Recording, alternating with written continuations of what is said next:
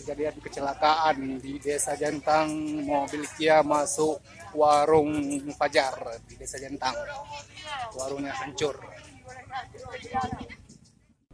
Sudarlun, mobil penumpang jenis Kia Travelo nomor polisi AB7386JN yang melaju dari arah Banda Aceh menuju Melabu Aceh Barat menabrak dua toko di pinggir Jalan Nasional kilometer 47 Gampung Jantang, Kecamatan Lung, Aceh Besar, Rabu 18 Desember 2019, sekitar pukul 11.00 waktu Indonesia Barat. Tidak ada korban meninggal dalam peristiwa yang terjadi di pinggir jalan Banda Aceh Melabuh tersebut. Namun sejumlah penumpang di dalam mobil tersebut mengalami luka-luka dan dilarikan ke puskesmas terdekat.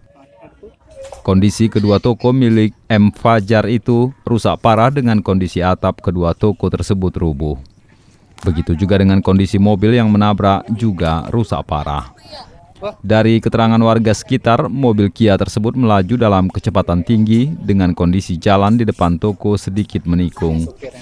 Diduga sopir minibus hilang kendali dan menghantam dua toko.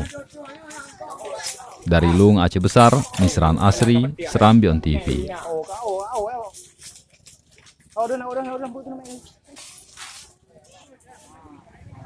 Pas bengkolan Masjid Jantang. Ini Masjid Jantang. Dua warung hancur akibat meledak ban depan mobil Kia.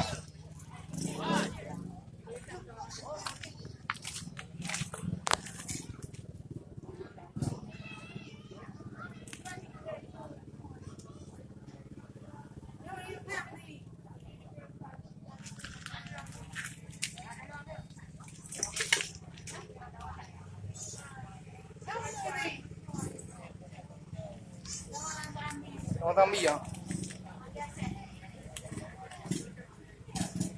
Rupanya bukan ban yang meledak. Belum tahu kenapa kejadiannya. Ban nggak apa-apa.